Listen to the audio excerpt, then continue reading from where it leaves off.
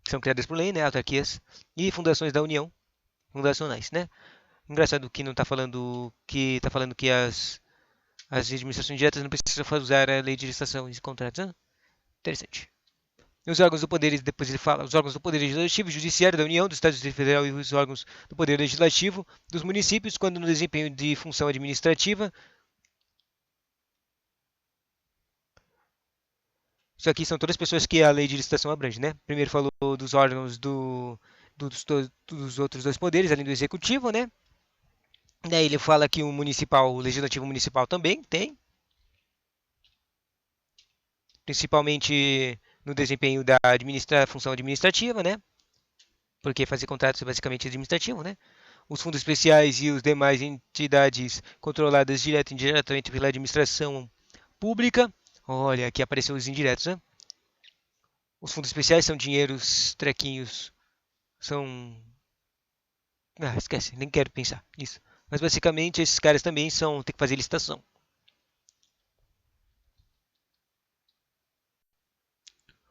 Tá, tá, tá.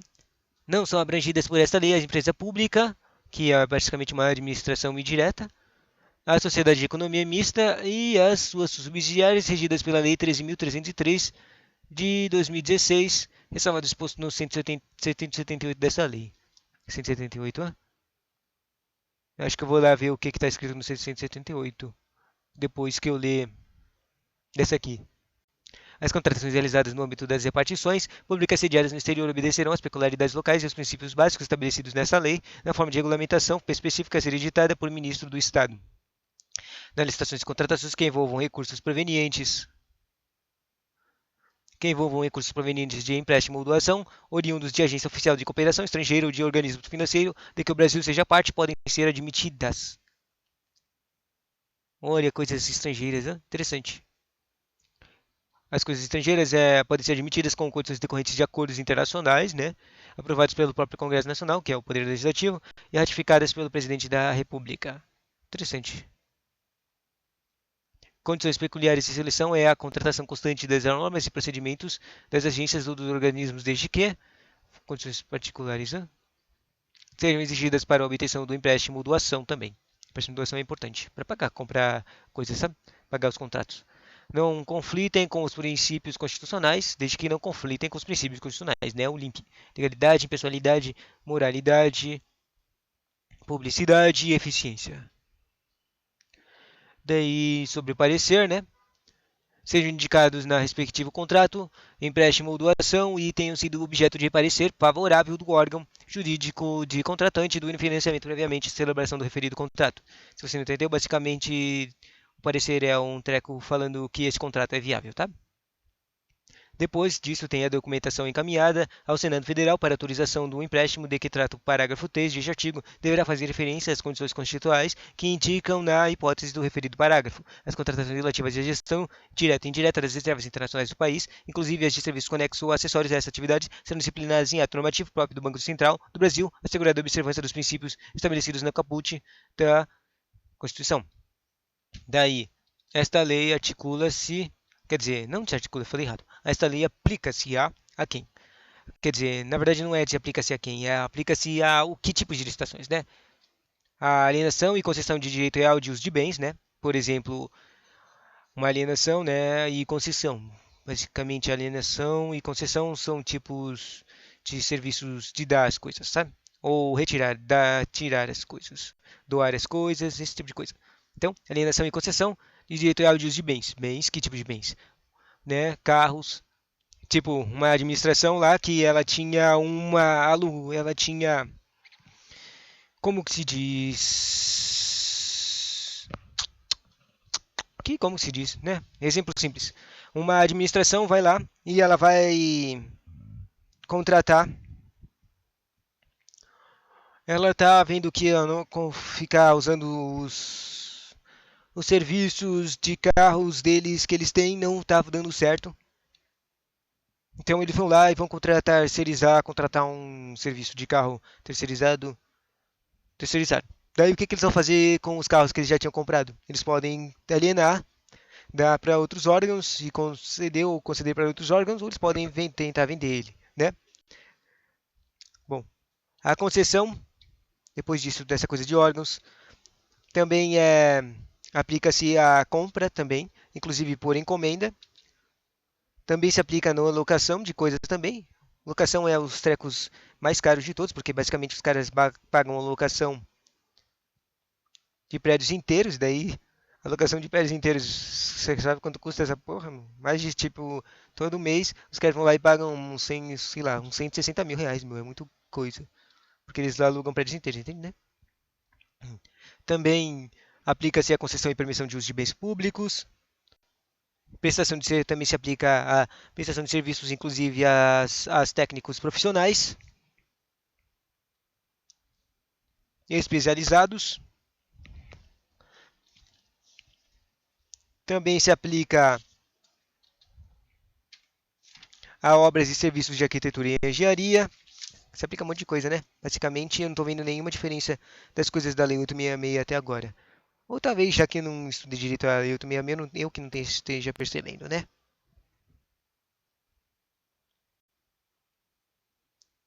Aplica-se a obras e serviços de arquitetura e engenharia também. Essa lei também se aplica a contratações de tecnologia de informação e de comunicação também. Mas e assim termina, né? Basicamente todas as coisas. Talvez o extra seja essa coisa de tecnologia de informação também. Apesar de ter coisas da lei 866 nela.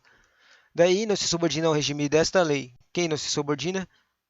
Bom, se não estava óbvio nas coisas que todo mundo estava lá, provavelmente só vai aqui vai estar escrito as coisas de que são indiretas ou que são ambíguas, que não são da administração, né? Não se subordinam ao regime desta lei. Quem? Os contratos que têm objeto por objeto operação de crédito interno ou externo e gestão de dívida pública, incluídas de contratações de agentes financeiros e concessão de garantia relacionada a esses contratos. Interessante isso aqui. Bom, basicamente não se aplica a coisas de dinheiro, né? E acho que tem a mesma coisa na Lei 866 também. Bom, não se aplica em coisas de dinheiro, coisas de crédito e trecos, mas se aplica em coisas físicas, tipo um objeto, tem um final comum, um objetivo, um final comum, construir alguma coisa, alugar alguma coisa. Tem uma coisa mais que mesmo que não dá para falar, né? Bom, próximo. Contratações sujeitas às normas previstas na legislação própria, ou seja, essa lei de licitações não funciona para coisas que são já tem próprias normas para esses tipos de contratação. Por exemplo, o pregão, né? Existem certas coisas que tem que se usar o pregão e daí não vai se aplicar, já que tem a própria legislação de pregão para se aplicar nesses casos, não usa esse aqui. Esse é um exemplo, né? Talvez tenha outros tipos de também. Aplicam-se as licitações de contratos disciplinares por esta lei as disposições constantes no artigo 42 a 49 da Lei Complementar 123 de 2006. Eu não sei o que está escrito nessa aqui, nessas coisas, né? As disposições a que se refere o caput deste artigo não são aplicadas. Caput?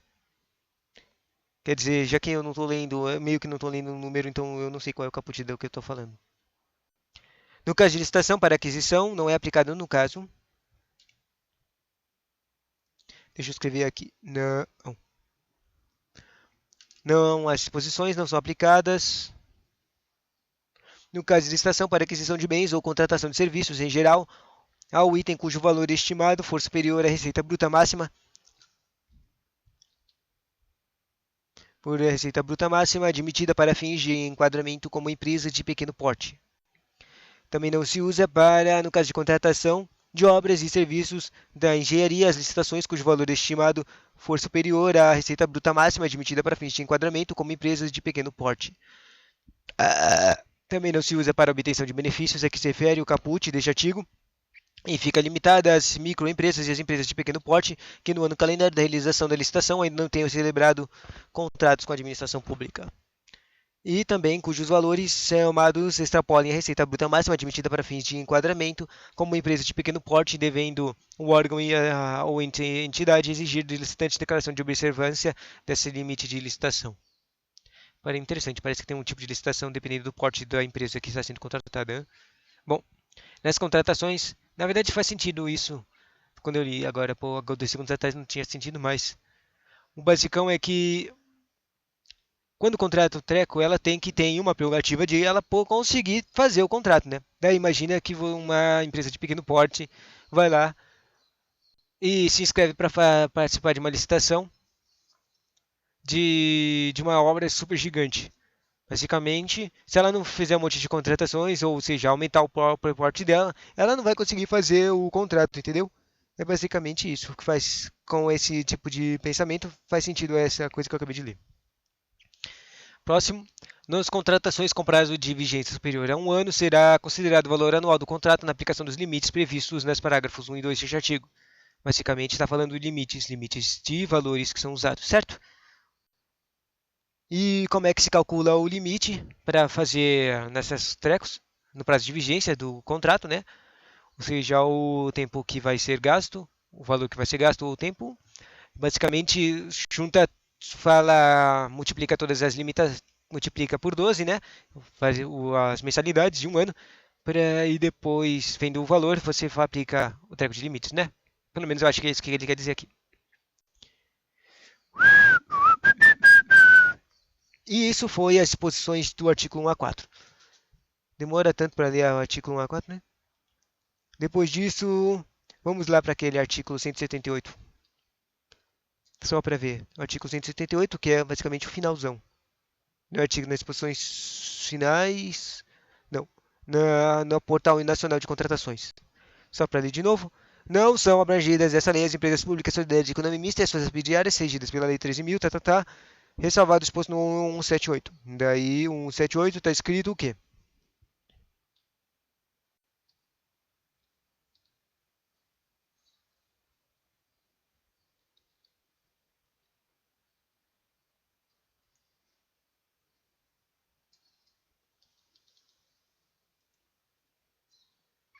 Eu acabei de perceber que não dá para eu ver o que está escrito na Lei 178, por causa que o treco que eu estou usando, o treco para que eu estou usando para ler, a lei não fica falando os artigos, então eu vou ter que usar o site do Planalto. 178 tá indo para o final, sobe aqui. 178 diz assim: o título 9 da parte especial do decreto Código Penal passa a vigorar acrescido da seguinte capítulo 2b. Espera, isso aqui eu acho que é a coisa errada. Rodar, não, parece que tá certo.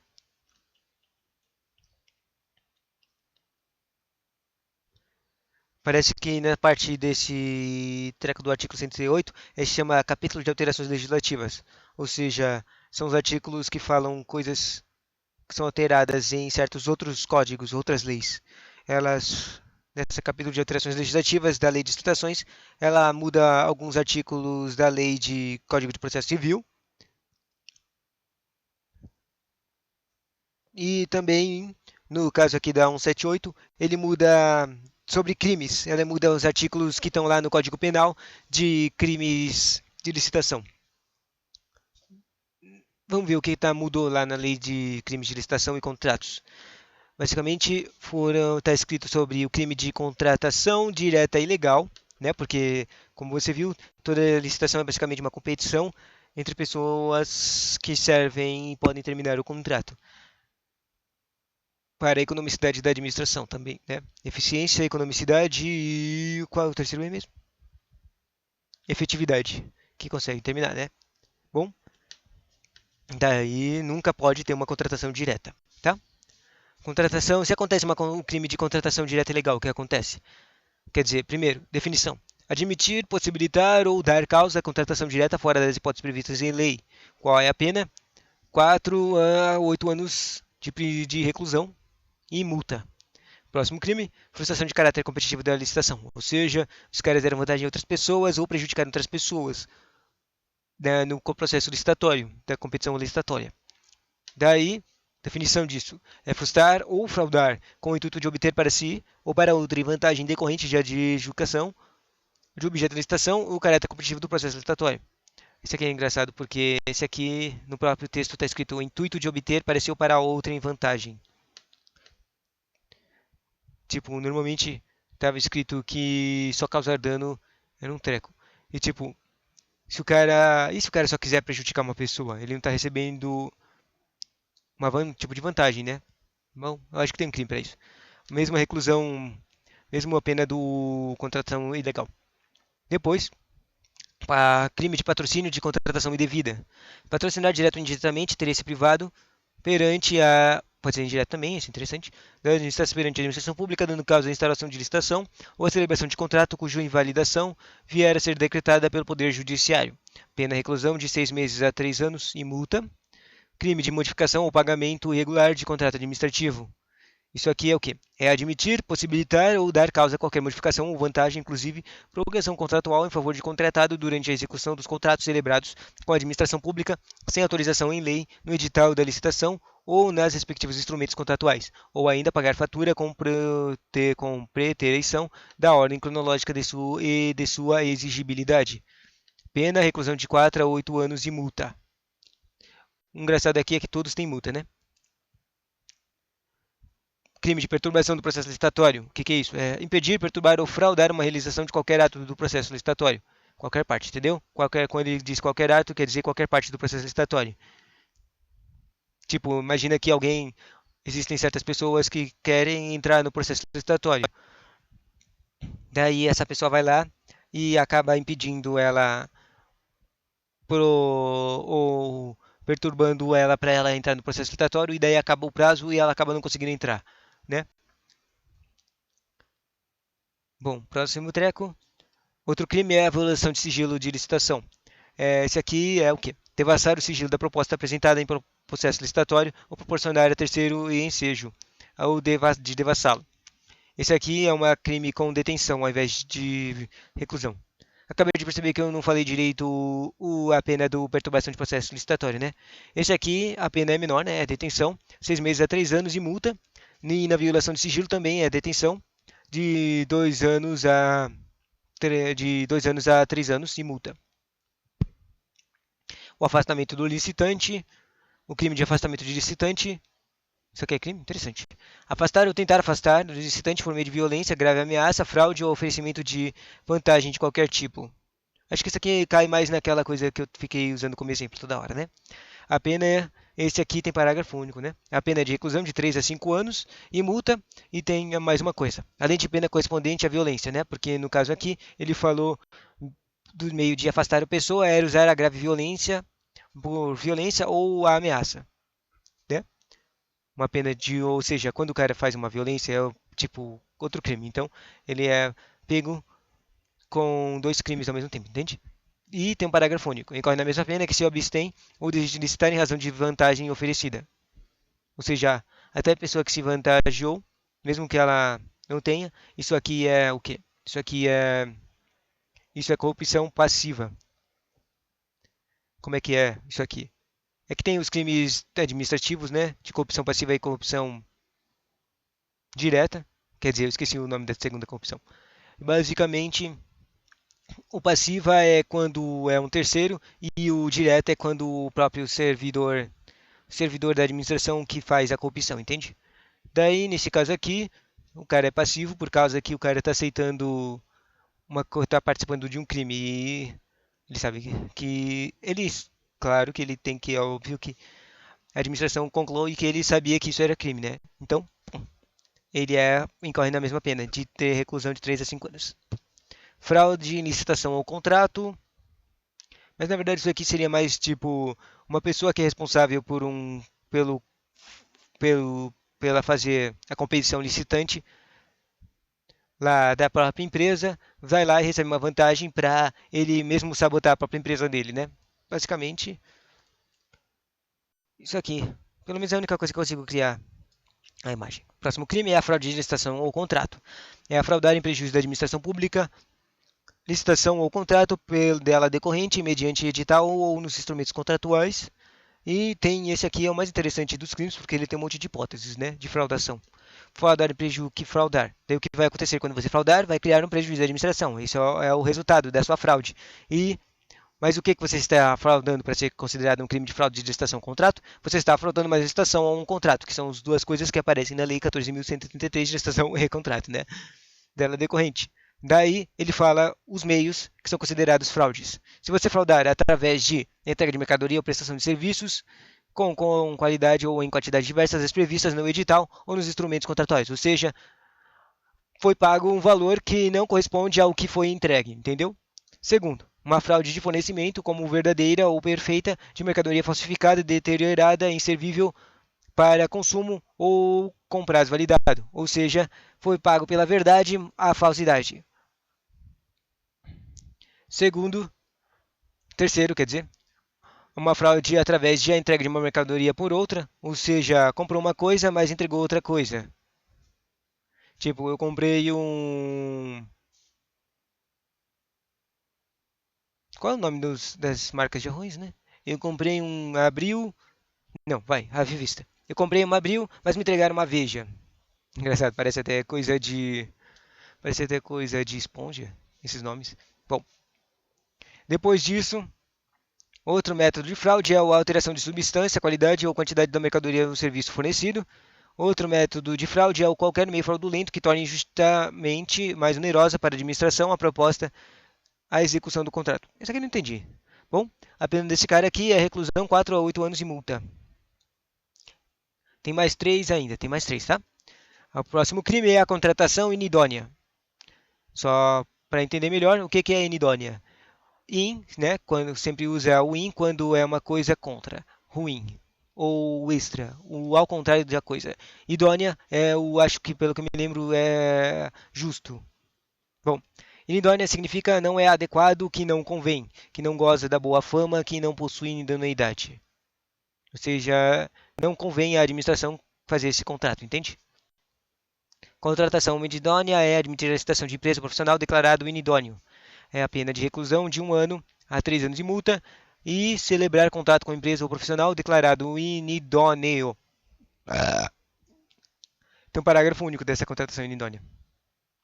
O primeiro é admitir a licitação, ou seja, se você não está entendendo, basicamente no começo, no caput da contratação inidônea, é admitir que essa pessoa compita. Mas, obviamente, toda vez que faz uma licitação, faz o responsável pela licitação faz uma pesquisa do nome dessa empresa, basicamente.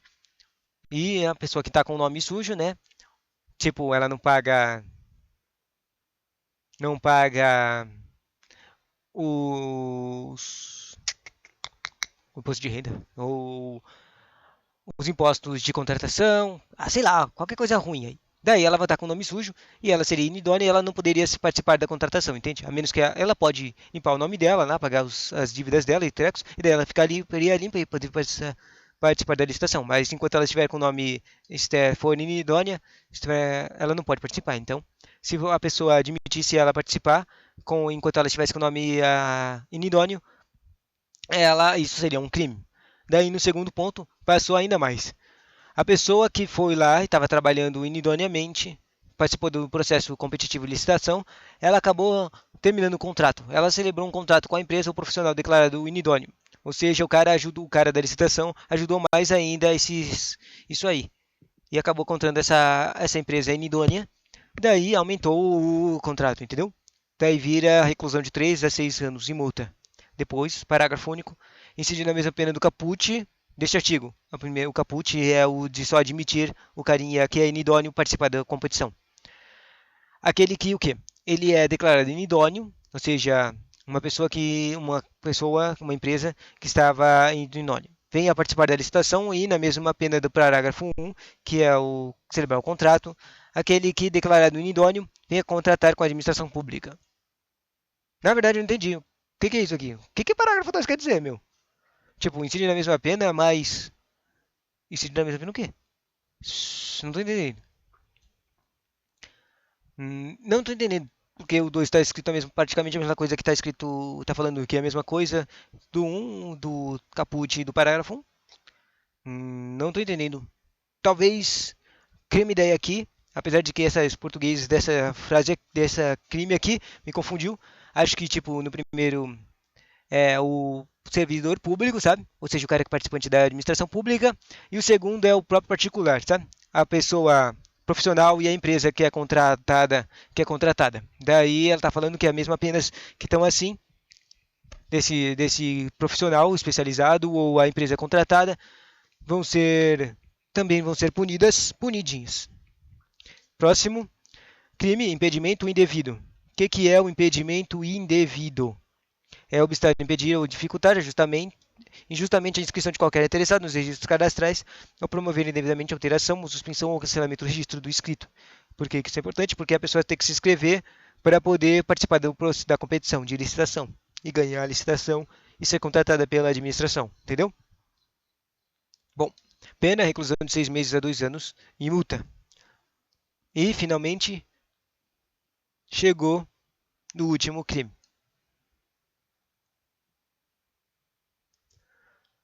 O último crime de licitação e contratos é a omissão grave, de dado ou informação de projetista. O que é isso? É omitir, modificar ou entregar à administração pública o quê? Um levantamento cadastral ou condição de contorno de relevante com dissonância da realidade, ou seja, informações erradas da administração, em função ou do caráter competitivo da licitação, ou em detrimento da seleção de proposta mais vantajosa para a administração pública. Em o quê? Em contratação para elaboração do projeto básico, que é um dos tipos de contratações que vão estar próprios escritos na própria lei de licitação. Projeto básico executivo e anteprojeto é importante também. Deixa eu ver a questão que está esse treco de anteprojeto. Em coisas, sabe, esse anteprojeto é coisa de obras. Ele aparece nos capítulos que falam de licitações de serviços, não de serviços, de obras, sabe? De construção. Em diálogo competitivo ou em procedimento de manifestação de interesse. A pena disso é reclusão de 6 meses a 3 anos e multa.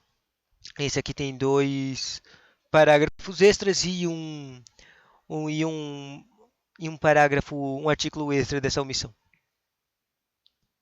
Bom, consideram-se condição de contorno de informações. Ou seja, esse aqui está explicando o que é essa omissão grave aí de dado e trecos de contorno.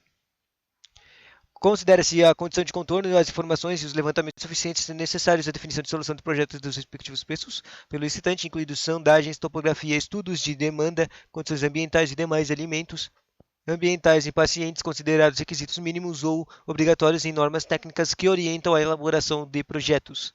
Segundo, se o crime é praticado com o fim de obter um benefício, ou seja, corrupção, direta ou indireta também, que apareceu em alguns outros crimes, próprio ou de outrem, aplica-se em dobro a pena prevista. Olha, só tem, ou seja, se cair alguma coisa de penas, em falar alguma coisa de pena em dobro, basicamente só tem um crime que aplica-se em dobro.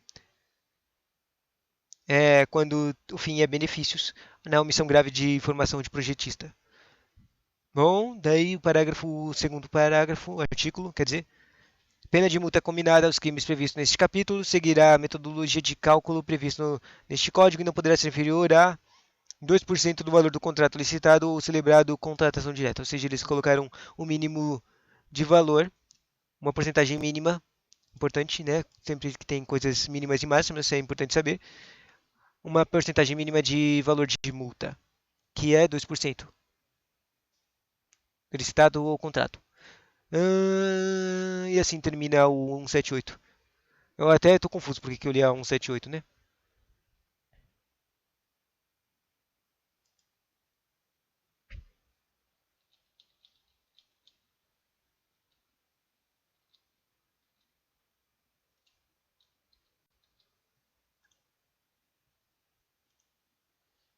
Bom, agora que eu li a 178, vamos lá de novo para o esquema. A gente lê os artigos 181 das disposições finais transitórias. Caraca, já deu 40 minutos esse vídeo. Loucão, né? Vamos dar uma pausa aqui por uns 3 minutos.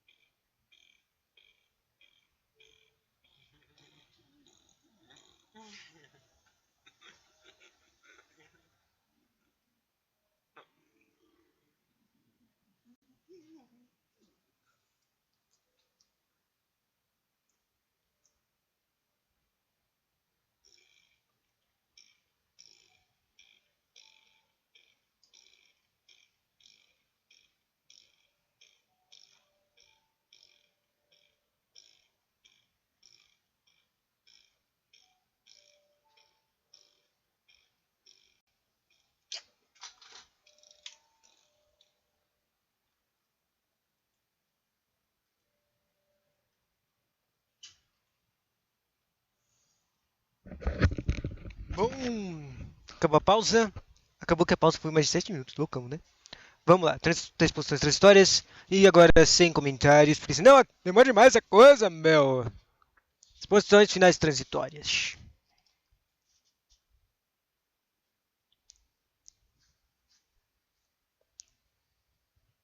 Finais e transitórias.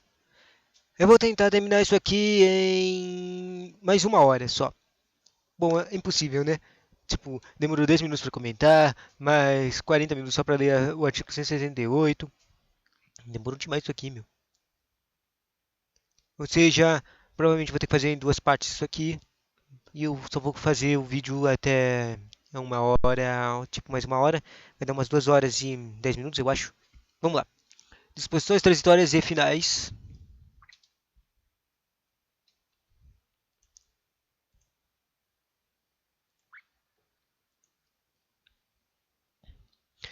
Os entes federativos os instituirão centrais de compras com o objetivo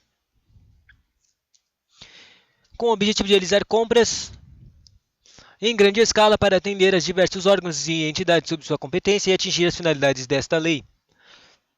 Ah, e, e. No caso dos municípios com até 10 mil habitantes, serão preferencialmente constituídos consórcios públicos para a realização das atividades previstas no caput deste artigo, nos termos da Lei 11.107.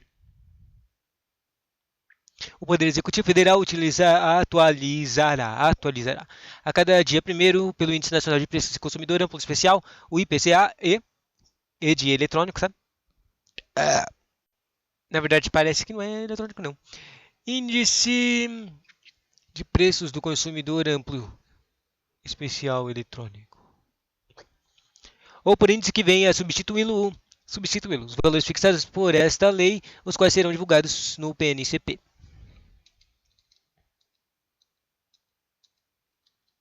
Os prazos previstos Os prazos nessa lei serão constados com exclusão do dia do começo e exclusão do dia de vencimento. Observarão as seguintes disposições. Os prazos expressos em dias ocorridos serão computados no modo contínuo. Os prazos expressos com os meses ou anos serão computados. Computados como? Serão computados. Os prazos em meses ou anos serão computados na data a data. Os prazos expressos em dias úteis serão computados somente os dias em que ocorrer expediente administrativo no órgão ou entidade competente. Salvo disposição em contrário, considera-se o dia do começo do prazo. O começo é o primeiro dia útil seguinte ao da disponibilização da informação na internet. Interessante.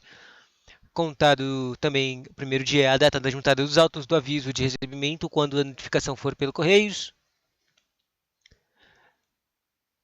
Bom, basicamente o trequinho começa a contar do treco que, obviamente, é uma prova de que o carinha recebeu a informação, né? Considera-se prorrogado o prazo até o primeiro dia útil seguinte, se o vencimento cair em dia que não houver expediente, se o expediente for encerrado antes da hora normal ou se houver disponibilidade de comunicação eletrônica.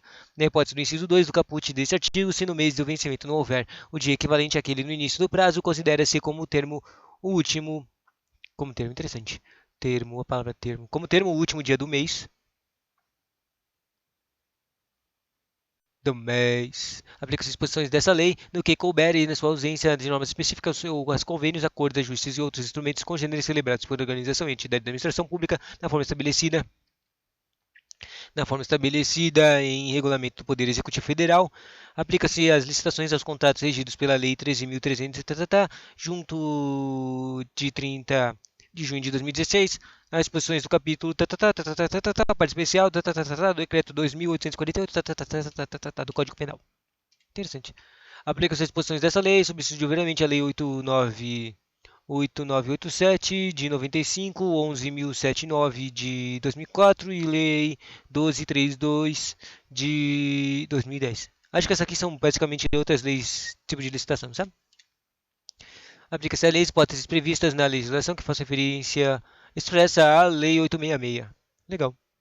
A Lei 10.590, que é a Lei de Pregão, 10.520, Lei de Pregão, e os artículos da 1 a 47 da Lei 12.462, que eu não sei qual que é não.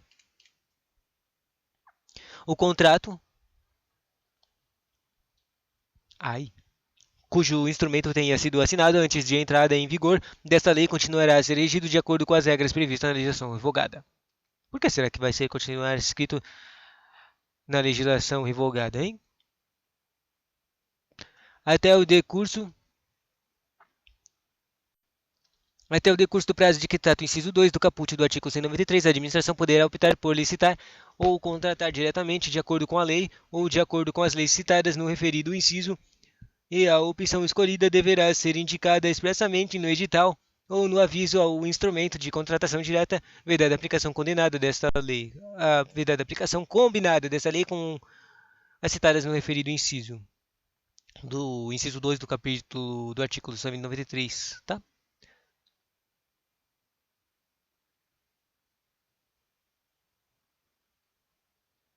Eu não sei o que que tá isso nesse artigo 193 não, tá? Tô confuso. Na hipótese do caput deste artigo, se a administração optar por licitar de acordo com as leis citadas no inciso 2 do caput do artigo 193 dessa lei, o contrato respectivo será regido pelas regras nelas previstas durante toda a sua vigência. O contrato relativo a imóvel da patrimônio da União, do patrimônio da União ou de suas autarquias e fundações continuará regido pela legislação pertinente aplicada a esta lei subsidiariamente. Imóvel, contrato de imóvel é interessante, que é um pouco diferente, né? Isso foram as posições finais.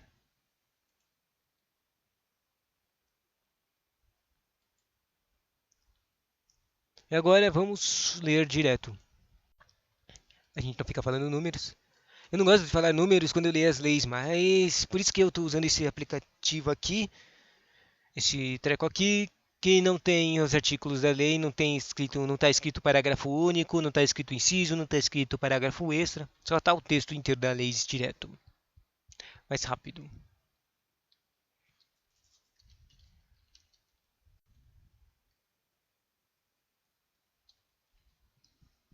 dos princípios. Na aplicação desta lei serão observados os princípios de legalidade, da impessoalidade, da moralidade, da publicidade e da eficiência. Esses aqui são os LIMP, né? Depois aparece o interesse público, da probidade administrativa, da igualdade, do planejamento, da transparência, da eficácia, da segregação das funções, da motivação da vinculação ao edital e do julgamento objetivo. Todas essas coisas são coisas que caem nas questões de concurso. De segurança jurídica também é um princípio, da razoabilidade é um princípio também, competitividade também é um princípio, proporcionalidade é um princípio também, celeridade também é um princípio, economicidade é um princípio e desenvolvimento nacional sustentável, que antes era basicamente um treco de desempate ou que melhorava, dava mais pontos a essa licitante. Ao licitante, essa coisa de treco sustentável também é um princípio. E depois ele fala, assim como as disposições em decreto 4.657, que nem tem nem ideia, né, do que está escrito nesse decreto. E não vou pesquisar.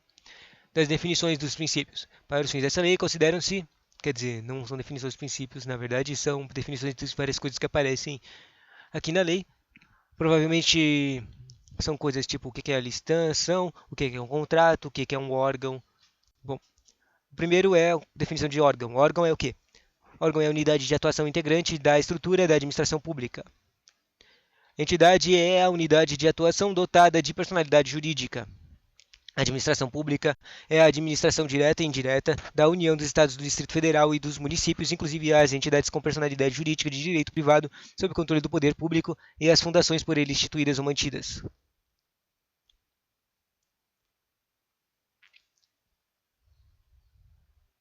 A administração é o órgão ou entidade por meio da qual, órgão ou entidade, tá? Falou nos primeiros dois carinhas, né? Por meio do qual a administração pública atua. Agente público é um indivíduo. Agente público é indivíduo. Que em virtude de eleição, nomeação ou designação, ou também contratação, ou qualquer outra forma de investidura ou vínculo exerça mandato ou cargo, emprego ou função em pessoa jurídica integrante da administração pública.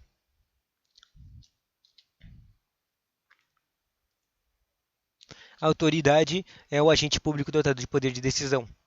O contratante é a pessoa jurídica integrante da administração pública que é responsável pela administração, quer dizer, pela contratação. O contratante é o cara que vai fazer o contrato. O contratado é a pessoa física ou jurídica, né? Quando é física é a pessoa que é o profissional, quando é jurídica é uma empresa, entende? Ou com consórcio de pessoas jurídicas, signatária de contrato com a administração.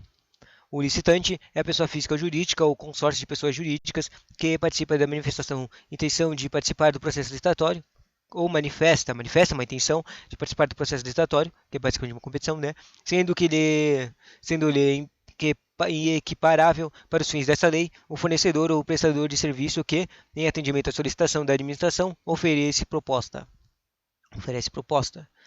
Compra é a aquisição remunerada de bens para fornecimento de uma só vez ou parceladamente, considerada imediata aquela com prazo de entrega de até 30 dias de ordem de fornecimento.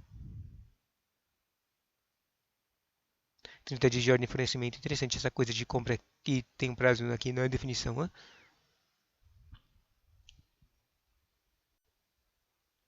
Serviço é atividade, é outra coisa que faz licitações e contratos, né?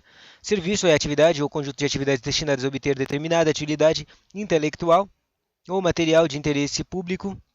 Interesse público? Direitos da administração. Falei errado. O que é uma obra?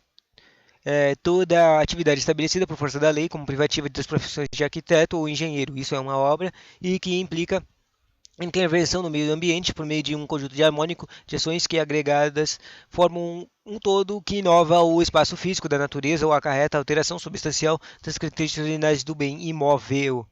Caraca, que complicado a definição de obra, né?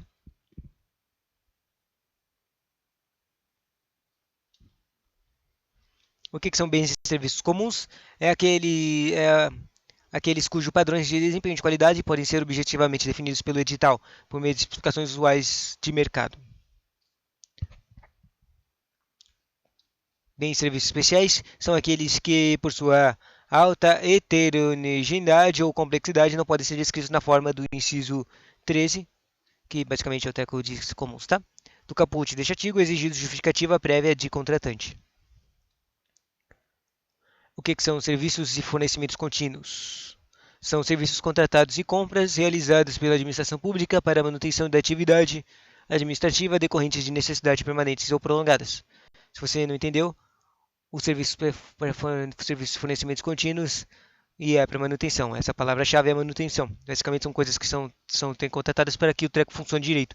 Um exemplo disso são contratos de limpeza ou contratos de manutenção de bombeiros, de bombeiro ou de manutenção de elevadores. No caso, de uns carinhas que vão encontrar se trabalham em prédios, ou também um contrato de um órgão aqui que tem que ficar viajando em lugares, daí eles têm um contrato de serviços de transporte, entendeu?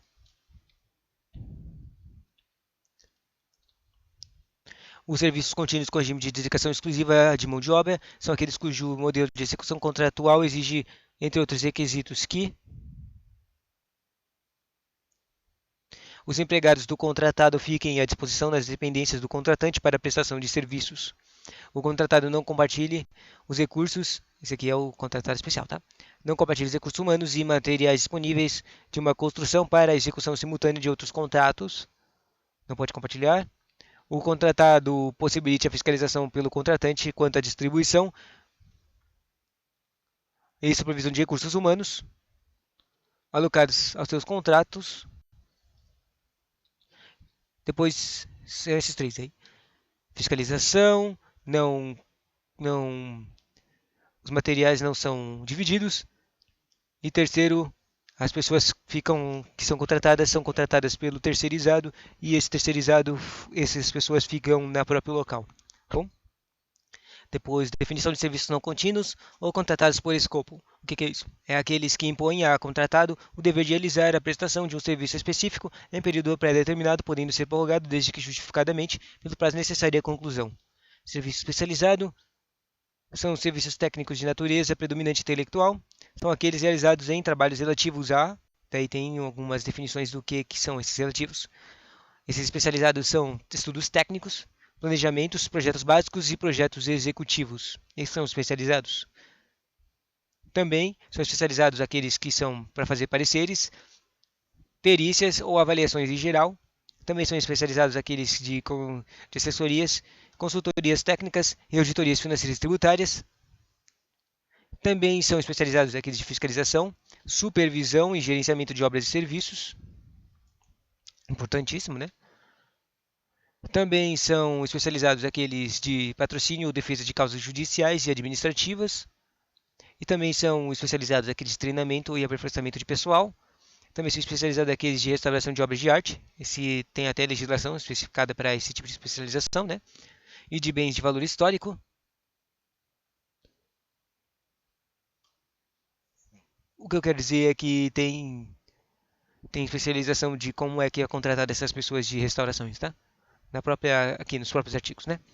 Controle de qualidade tecnológica, análises, testes e ensaios de campos laboratoriais, instrumentação e monitoramento de parâmetros específicos de obras e do meio ambiente, tem mais serviços de engenharia que se enquadrem na definição deste inciso, também são especializados. Todos esses caras aí, um montão, né? Acho que são uns 12, são tudo especializado. Próximo termo, próxima definição, é a notória especialização. O que é isso? É a qualidade de um profissional ou de uma empresa cujo conceito no campo de sua especialidade decorrente de desempenho anterior, estudos ou experiência, publicações, organização, aparelhamento, equipe técnica ou qualquer outro requisitos que são relacionados à sua atividade, permite inferir que o que vai com todas essas informações aqui, que é o passado, basicamente é o passado dela, vai poder ser inferir que o seu trabalho é essencial e reconhecidamente adequado à plena satisfação dos objetos do contrato. Ou seja, esse cara é bom no que faz e se a gente contratar ele, é quase garantido, quase 90% de chance de garantir que ele vai fazer um ótimo trabalho. Isso é notaria especialização. Às vezes é necessário contratar esse tipo de pessoas. E tem as prerrogativas aqui na própria lei, né? O estudo técnico preliminar é um documento constituído de primeira etapa de planejamento de uma contratação que caracteriza o interesse público envolvido e a sua melhor solução é a base ao anteprojeto, ao termo de referência ou ao projeto básico a serem elaborados, como se conclua pela viabilidade de contratação. Isso aqui pode ser engraçado e confuso, se não tem o quê? Se não tem prerrogativa, isso aqui.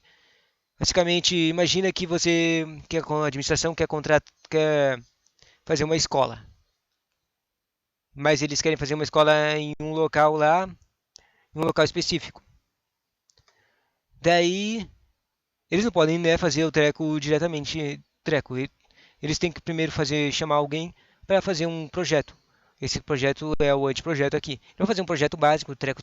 Ele vai, tipo, esse profissional vai lá e verificar algumas coisas, tipo, qual é o valor daquela terra que vai comprar para fazer a escola, quanto vai ser o custo básico dos materiais, quanto provavelmente quanto vai demorar para terminar de construir o treco. Tipo, várias coisas básicas que vão ser relevantes para um cálculo não, claro que não tem nada 100%, um cálculo do quanto vai custar e se é viável, se vale a pena fazer esse contrato, né? Porque, tipo, imagina lá que se eles fossem lá e depois do estudo verificasse que construir naquele local ia custar muito mais do que a administração tem para custar. Daí não faria sentido e seria uma perda, criaria perda para a administração, então não faria sentido fazer esse contrato. Daí o que aconteceria? Basicamente a pessoa mandaria para, teria que procurar outro local para fazer essa escola, entende?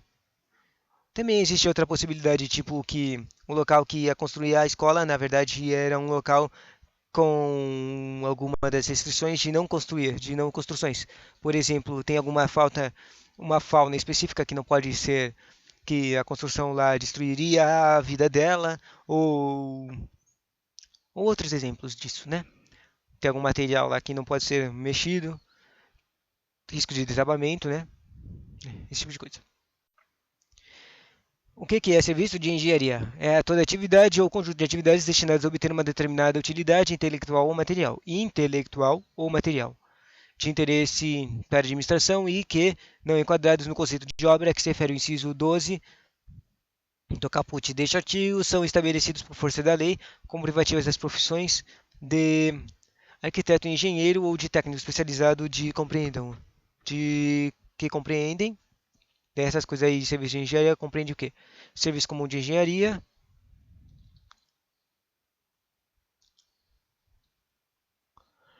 compreende o serviço comum de engenharia e o serviço especial de engenharia.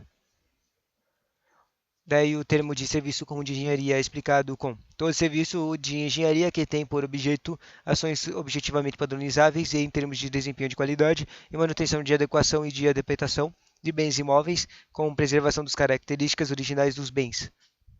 Em especial, é aquele que por sua heterogeneidade ou complexidade não pode ser enquadrado na definição constante na geral. No serviço comum, quer dizer. Termo de referência, o que é isso?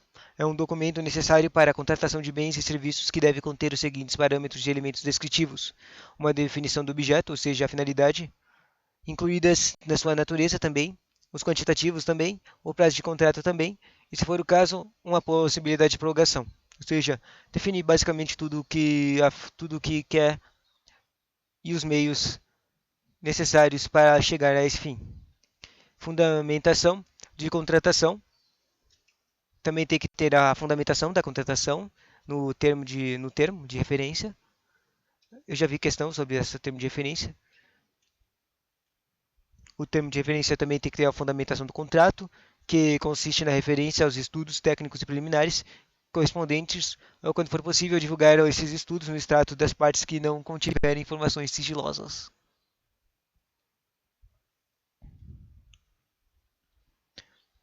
Também no termo também tem que ter requisitos da contratação. Basicamente, o termo vai ser os tecos escritos básicos para um edital. Tipo, as instruções de coisas que você tem que colocar no edital, entende? Também tem que ter no termo o modelo de execução do objeto, que consiste na definição de como o contrato deverá se produzir os resultados pretendidos, desde o seu início até o seu encerramento. O termo também tem que ter critérios de medida de pagamento, sabe? Se não for muito óbvio, a palavra referência. O que é uma referência? É uma coisa que é usada como referência, né? E é isso que é o termo de referência. Basicamente é um trequinho de informações que tem que ser utilizadas como referência na execução do contrato, entendeu? O termo de referência também tem que ter os critérios de medição e de pagamento. O termo de referência também tem que ter a estimativa de valor de contratação, acompanhados dos preços unitários, referências, das memórias de cálculo e dos documentos que lhe dão suporte com os parâmetros utilizados para a obtenção dos preços e para os respectivos cálculos, que devem constatar a documentação separada e classificada. E assim, né? Mais algumas definições. O que é anteprojeto? É a peça técnica com todos os subsídios necessários à elaboração de projeto básico que deve conter, no mínimo, os seguintes elementos. O que tem que ter no anteprojeto? No anteprojeto tem que ter a demonstração e justificativa do programa de necessidades, a avaliação de demanda do público-alvo, motivação técnico-econômico-social. Interessante essa motivação técnico-econômico-social. Do empreendimento, visão global dos investimentos e definições relacionadas ao nível de serviços desejados. No anteprojeto também tem que ter as condições de solidez, segurança e durabilidade desse treco do projeto, né? É. No anteprojeto também tem que ter os parâmetros de adequação do interesse público, de economia na utilização, de facilidade na execução, de impacto ambiental e de acessibilidade. No anteprojeto também tem que ter proposta de concepção de obra ou de serviços de engenharia. No anteprojeto também tem que ter um levantamento topográfico e cadastral, né? No anteprojeto também tem que ter um memorial descritivo dos elementos de edificação, dos componentes construtivos que vão ser usados e dos materiais de construção que vão ser utilizados, da forma a estabelecer os padrões mínimos para a contratação. Por exemplo, imagina que vai fazer uma construção bem gigante que vai ter que cavar uma mini montanhazinha, vai ter que cavar uma montanhazinha, né? Daí a pessoa que vai ser contratada, ela não tem o equipamento de cavar, a escavadeira, né? Como é que vai contratar ela, entendeu? Esses são os requisitos do anteprojeto. Depois o projeto básico, né? Que é depois do anteprojeto. Com o projeto básico, a definição dele é um conjunto de elementos necessários e suficientes. Suficientes é importante, né? Com nível de precisão adequada para definir ou dimensionar a obra ou serviço ou complexo de obras ou serviço, objeto de licitação elaborado com base nas indicações dos estudos técnicos preliminares. Que assegure o quê? A viabilidade técnica e o adequamento, o tratamento do impacto ambiental do empreendimento, que possibilite a avaliação do custo da obra e a definição dos métodos e dos prazos de execução, devendo conter os seguintes elementos. Isso é tudo do projeto básico, né? O que tem que conter no projeto básico ainda são os elementos. Provavelmente vai ter um básico, um repeteco das coisas do projeto, né? Mas tem que ter elemento de levantamento topográfico, cadastrar sondagens e ensaios geotécnicos. Olha, isso aqui é mais complexo, né? Basicamente vai ter coisas mais complexas, então, do anteprojeto. Bom, geotécnicos, ensaios e análises laboratoriais, estudos socioambientais e demais dados e levantamentos necessários para a execução de soluções escolhidas. Também tem que ter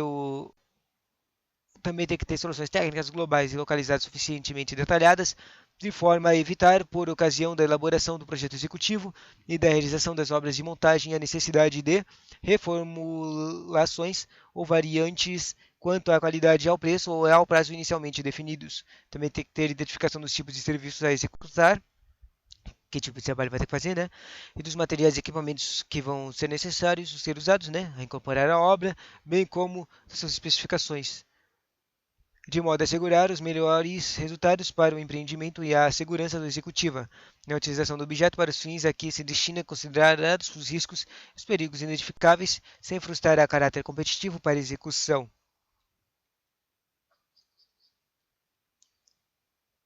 Também tem que ter as informações que possibilitem o estudo e a definição de métodos construtivos de instalações provisórias e também de condições organizacionais para a obra, sem frustrar o caráter competitivo, claro, para a sua execução. Também tem que ter subsídios, ou seja, o dinheiro, para a montagem do plano de licitação e gestão de obras e também tem que ter compreendido a sua prorrogação, a estratégia de suprimentos, as normas de fiscalização e outros dados necessários em cada caso. Também tem que ter um orçamento, né? Quanto vai gastar, detalhado do custo global da obra, fundamentado, claro, nos quantitativos que foram feitos dos serviços e fornecimentos propriamente avaliados. Obrigatório também, exclusivamente para todos os tipos de regime de execução que vão ser feitos. Os regimes de execução estão previstos no inciso 1, 2 e 3 e 4 e 6 do caput do artigo 46 dessa nova lei de licitações de contratos. Bom, eu não sei o que está escrito na lei 46 e não vou lá procurar, mas provavelmente vai ser as mesmas coisas da lei 866. Na lei 866 basicamente só fala de quatro caras, mas aqui parece que tem um a mais, né? É basicamente preço certo, só lembro do preço certo, mas é esse tipo de coisa. Eles dão uma característica específica e ela é usada para um tipo de licitação.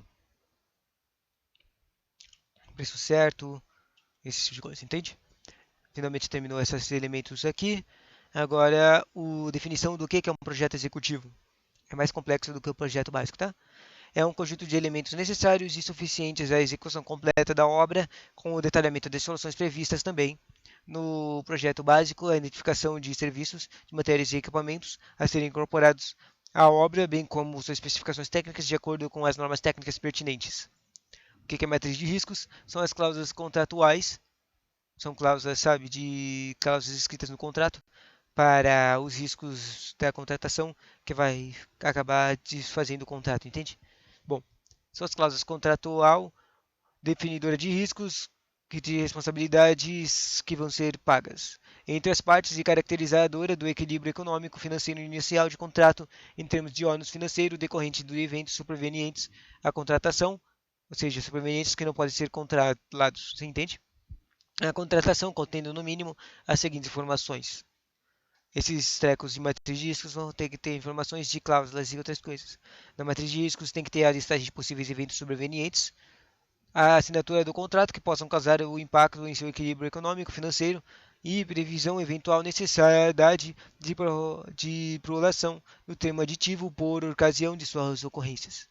Só para dar um exemplo disso aqui, imagine que um risco aqui é uma mudança de um valor específico de um material, de uma matéria-prima que é obrigatória ter para o término da obra. Vamos dar um exemplo: petróleo, né? O óbvio é petróleo. O petróleo é usado para, normalmente ele é associado à gasolina, mas ele é usado para vários tipos de processos, extremamente usado para processos, né? Para criar plástico, para criar óleo de cozinha também, né? Óleo de cozinha. Daí imagina que nem nos casos recentemente, né? O preço da gasolina está aumentando sem parar. Daí aconteceu uma coisa pior ainda, e daí o preço do petróleo aumentou 200%, dobrou. Daí, obviamente, isso vai acontecer, que vai aumentar os gastos da pessoa lá. Não, melhor ainda, só para não falar de aumentos de preços. Basicamente, teve uma falta aí do petróleo. Teve alguma coisa e não teve mais petróleo por um tempo. Daí, o que aconteceu? Já que não teve mais petróleo, não teve mais como continuar o projeto. E daí teve que. Daí o que vai acontecer? Como é que os carinhas vão fazer o trabalho sem o matéria-prima para fazer o trabalho, entende? Daí quem é que vai arcar com esses gastos e estrecos extras, né? Esse tipo de coisa. Mas o mais óbvio é aquele que eu falei do preço do petróleo. A contratada ia ter que arcar com os preços do petróleo, mas se o preço tivesse aumentado demais, ela não ia continuar com o projeto, ia causar prejuízo a ela ao invés de causar o lucro que era esperado de fazer uma contratação com a administração, entende? Daí ela ia pedir por causa desse risco, ela ia pedir uma modificação do contrato para a própria administração pagar um valor extra para a aquisição dessa matéria-prima para continuar o contrato, entende? Continuando, nesse treco de matriz de riscos, também tem que ter, no caso de obrigações do resultado, estabelecimento de frações do objeto com relação às quais haverá liberdade para os contratados inovarem em soluções metodológicas ou tecnológicas em termos de modificações das soluções previamente delineadas no anteprojeto e no projeto básico, né? Se você não percebeu. Bom, na verdade eu não percebi mesmo que tinha soluções escritas lá no projeto básico, no anteprojeto. Eu só vi que tinha essa coisa de soluções escritas lá no projeto executivo, né? Mas interessante. No matriz de risco também tem que ter, no caso de obrigações de e-mail, estabelecimento precisa de frações de objeto com relação às quais não haverá liberdade para os contratos inovarem em soluções metodológicas ou tecnológicas, devendo haver obrigação de aderência entre a execução e a solução pré-definida no anteprojeto ou no projeto básico, consideradas as características do regime de execução, no caso de obras e serviços de engenharia. O matriz de riscos também tem que ter a empreitada. Não, acabou. Acabei falando errado. Acabou a matriz de riscos, agora a próxima definição. Sobre a empreitada por preço unitário. O que é isso? É a contratação de execução de obra ou de serviço por preço certo de unidades determinadas. O que é empreitada integral? É a contratação de empreendimento em sua integralidade, compreendida a totalidade das etapas de obras e serviços e instalações necessárias, sob a responsabilidade do contratado até sua entrega ao contratante em condições de entrada em operação, com as características adequadas, as finalidades para as quais foi contratado e atendidos os requisitos técnicos e legais para sua utilização com segurança estrutural e operacional. O que é contratação por tarefa? É o regime de contratação de mão de obra para pequenos trabalhos por preço certo, com ou sem fornecimento de materiais. Um exemplo disso poderia dizer que é a manutenção de carros. Mas por que é tarefa? Mas, obviamente os carros não vão ser quebrados toda hora. Mas se o carro tiver algum problema em algum equipamento ou treco, né, quebrar, daí ele é contratado uma pessoa, né, uma tarefa de consertar o carro, entende? A contratação, o que é a contratação integrada? É o regime de contratação de obras e serviços de engenharia em que a contratado é responsável por elaborar e desenvolver os projetos básicos executivos e executar obras, ou ele é para executar obras e serviços de engenharia e fornecer bens ou prestar serviços especiais e realizar a montagem, teste, pré-operação e as demais operações necessárias e suficientes para a entrega do final do objeto. Depois disso tem a contratação semi-integrada.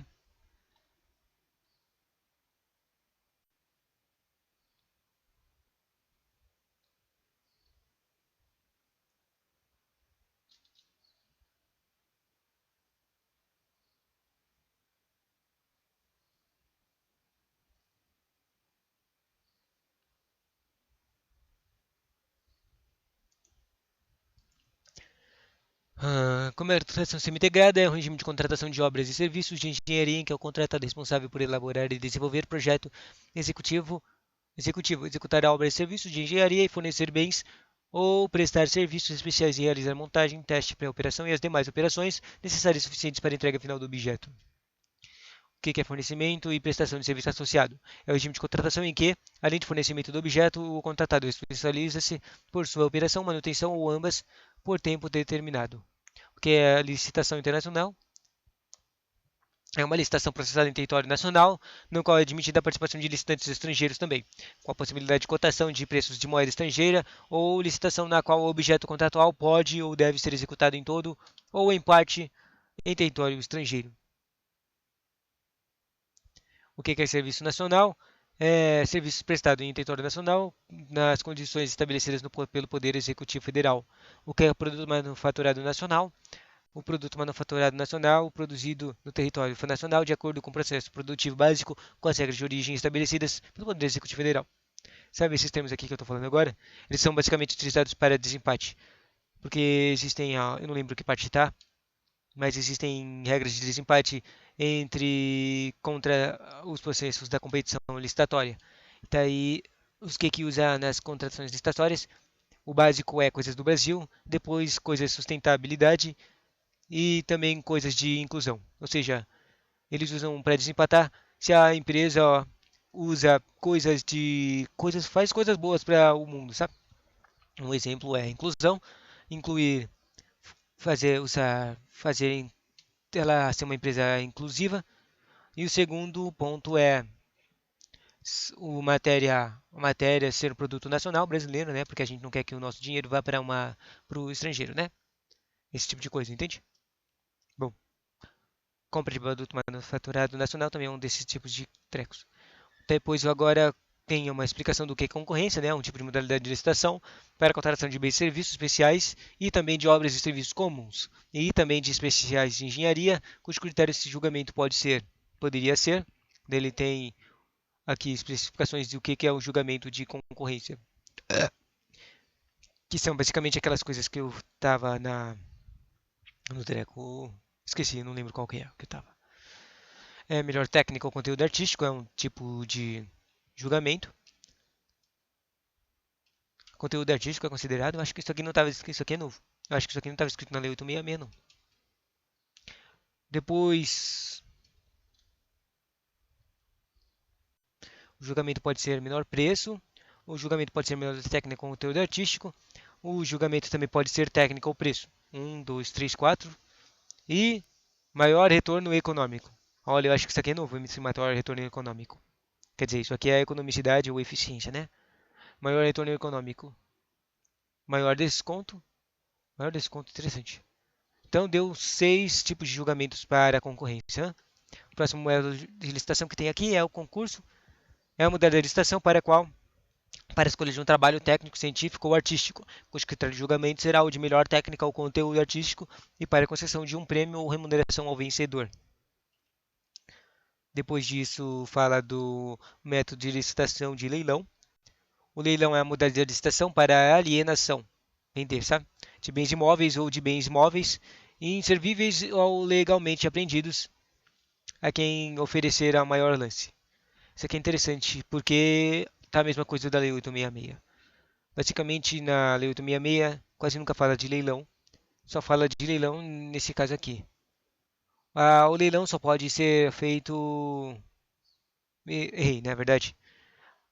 A coisa do leilão, né, da Lei 866 é que basicamente tem uma casa que é obrigatório usar fazer leilão, que é a alienação de bens e imóveis, que foram apreendidos aqui, ó, foram apreendidos ou foram recebidos, a administração conseguiu eles por meios de outros meios, entendeu? Basicamente, se a administração conseguiu um bem imóvel por um meio estranho, tipo, não foi compra, ela só pode, ela é obrigada a fazer a alienação dele, seja para recuperar o valor por leilão, entende? Mas aqui nesse o leilão também é feito também para bens móveis. O pregão, modalidade de licitação, obrigatória para aquisição de bens e serviços comuns, cujo com critério de julgamento poderá ser o de menor ou de maior desconto. E de novo, seu comentário é que é estranho, porque normalmente o treco de leilão do pregão não está escrito na lei. Será que eles adicionaram o treco, as especificações que está lá na lei de pregão aqui na lei nova, lei de licitações? Seria interessante. O que é diálogo competitivo? É a modalidade de licitação para a contratação de obras, nunca falei disso aqui, de obras e serviços de compras em que a administração realiza diálogos com licitantes previamente selecionados, mediante critérios objetivos, com o intuito de desenvolver uma ou mais alternativas capazes de atender às suas necessidades, devendo os licitantes apresentar a proposta final após o encerramento dos diálogos. Ou seja, essas pessoas nesse treco aqui de diálogo competitivo, as pessoas vão falar métodos métodos melhores para a própria administração, né, porque eles são especializados em finalizar esses projetos, de como seria melhor e por que eles conseguiriam fazer isso, né, fazer o treco, relevantes para a finalização do objeto. Depois o credenciamento, importante, né, porque senão ela não pode ser contratada se ela não for credenciada no sistema.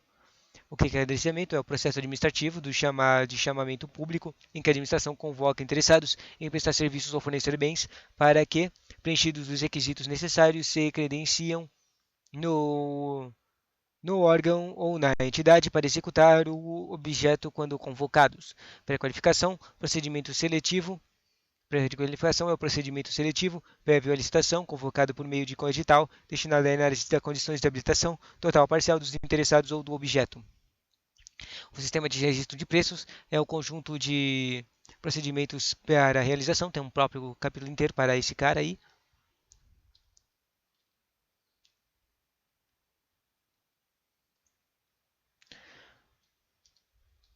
Que procedimentos para realização mediante contratação direta ou licitação, nas modalidades de pregão ou de concorrência, de registro formal de preços relativos à prestação de serviços e obras e aquisição e localização de bens para contratações futuras. A ata de registro de preços é um documento vinculativo e obrigacional. O que será que é obrigacional? Com características de compromisso para futura contratação, no qual são registrados o objeto, os preços, os fornecedores e os órgãos participantes e as condições a serem praticadas, conforme as disposições contidas no edital da licitação, no aviso ou o instrumento de contratação direta e nas propostas apresentadas. Órgão ou entidade gerenciadora, órgão ou entidade da administração pública responsável é o órgão ou entidade da administração pública responsável pela condição de conjunto de procedimentos para registro de preços e para o gerenciamento da ata do registro de preços dele decorrente. O órgão ou entidade gerenciadora é o órgão ou entidade da administração pública responsável pela condução do conjunto de procedimentos para registro de preços e pelo gerenciamento da ata de registro de preços dele decorrente. O órgão ou entidade participante é o órgão ou entidade da administração pública que participa dos procedimentos iniciais de contratação para registro de preços e integra a ata de registro de preços. Órgão ou entidade não participante. Interessante que tem uma definição do participante e não participante, né? O não participante é o órgão ou entidade de administração pública que não participa do procedimento iniciais de licitação para registro de preços e não integra a ata de registros. Não sei por que definir uma definição dessas, né? Comissão de contratação. O que é isso? Esse aqui é importante porque já vi questões desse cara aqui, mas tem poucas, na verdade tem poucas questões desse cara aqui. Mas quando pergunta coisas da comissão de contratação, basicamente fala quem aqui está dentro da comissão. E basicamente a comissão é feita de 3 pessoas, feitas por 2 pessoas do próprio órgão e um especializado em contratação e licitação. Essa pessoa especializada pode ser do próprio órgão, tipo, ou seja, o órgão mandou alguém treinar, tipo, fez um treinamento, ele mandou alguém treinar para ela se especializar nisso, e daí ela é a terceira, ou ela chama alguém especializado diretamente para participar disso aqui e ajustar as contratações para que seja tudo certo, né? Voltando, a comissão de contratação é um conjunto de agentes públicos indicados pela administração em caráter permanente ou especial, com a função de receber, examinar e julgar os documentos relativos às licitações e aos procedimentos auxiliares. O catálogo eletrônico de padronização de compras, serviços e obras, que é basicamente um sistema básico que a administração usa para fazer a economicidade dos sistemas das suas contratações, né? É um sistema informatizado de gerenciamento centralizado com indicação de preços, destinado a permitir a padronização de itens a serem adquiridos pela administração pública e que estarão disponíveis para licitação. O sítio eletrônico oficial é o termo para sítio de internet certificado digitalmente por autoridade certificadora, no qual o ente federativo divulga de forma centralizada as informações e os serviços do governo digital dos seus órgãos e entidades. O contrato de eficiência é o contrato cujo objeto é a prestação de serviços que pode incluir a realização de obras e o fornecimento de bens, com o objetivo de proporcionar a economia ao contratante, na forma de redução de despesas correntes, remunerado o contratado com a base percentual da economia gerada. O seguro garantia é o seguro que garante o fiel cumprimento das obrigações assumidas pelo contratado. Os produtos para pesquisa e desenvolvimento são bens, insumos, serviços e obras necessárias para a atividade da pesquisa científica e tecnológica, de desenvolvimento de tecnologia ou inovação de tecnológica discriminados em projetos de pesquisa, né? Ou seja, vai ser tipo uma licitação ou um contrato de pesquisa, entendeu?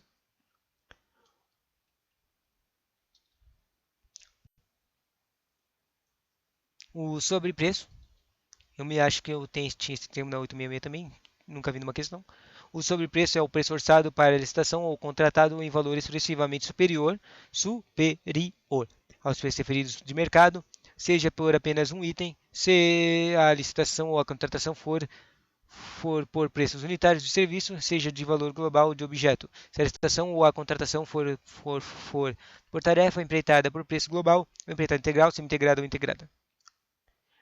Na verdade, eu não entendi isso aqui não, mas eu acho que eu criei uma imagem disso aqui. Basicamente, o cara com o preço unitário é basicamente que lá nos projetos, lá, anteprojetos e trecos, tinha uma listinha de coisas que podia comprar e só podia comprar elas com valor. Mas daí eles colocam um treco assim, um sobrepreço. Um treco que pode comprar mesmo que tenha que esteja acima do valor, se for necessário, claro. E esse valor mais só pode comprar se não se chegar até esse aqui. Se for superior a isso, não compra. Eu acho que isso, que essa é uma que criou aqui na minha cabeça. Depois,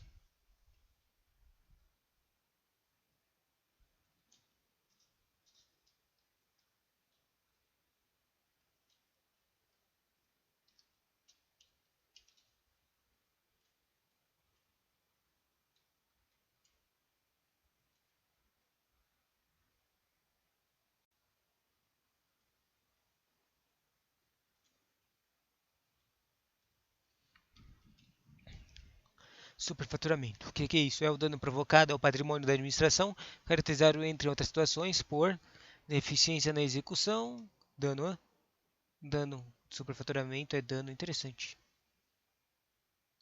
O dano de quê? De deficiência na execução de obras, ou seja, a obra foi ruim, de engenharia que resulte em diminuição de sua qualidade, vida útil ou segurança. Também, superfaturamento é o dano de alterações no orçamento de obras e de serviços de engenharia que causem desequilíbrio econômico, financeiro do contrato em favor de contratado. Dano que cá de outras alterações de cláusulas financeiras que gerem recebimentos contratuais antecipados, distorção do cronograma físico-financeiro, prorrogações justificadas do prazo contratual com custos adicionais para a administração ou reajuste regular de preços. Depois disso, tem o reajustamento em sentido estrito, está acabando. O reajustamento em sentido estrito é a forma de manutenção do equilíbrio econômico-financeiro do contrato, consiste na aplicação do índice de correção monetária previsto no contrato, que deve retratar a variação efetiva do custo de produção, admitida a adoção de índices específicos ou setoriais. O que é repactuação? É a forma de manutenção de equilíbrio econômico-financeiro de contrato utilizado para serviços contínuos com regime de dedicação exclusiva em mão de obra ou predominância de mão de obra por meio de análise de variações de custos contratuais, devendo estar previstos no edital com data vinculada à apresentação das propostas para os custos de decorrência dos mercados e com a data vinculada ao acordo, à convenção coletiva ou ao dissídio coletivo ao qual o orçamento esteja vinculado para os custos decorrentes da mão de obra. O que é agente de contratação? É a pessoa designada pela autoridade competente entre servidores efetivos e ou empregados públicos também, nos quadros de permanência da administração pública, para tomar decisões, acompanhar o trâmite da licitação e dar impulso ao procedimento licitatório e executar qualquer outras atividades necessárias ao bom andamento do certame até a homologação. Sabe? Basicamente, esse agente de contratação ele está na comissão que falou antes.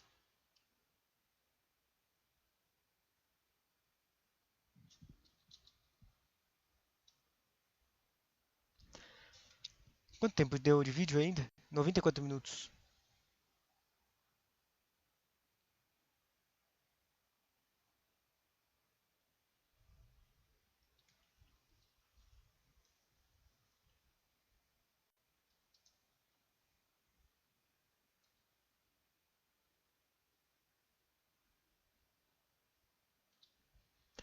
Vamos terminar aqui com as definições, né? Basicamente, a gente deu as normas, a introdução e depois as definições. As definições é o mais importante, né? Com as definições dá para meio que entender tudo, né?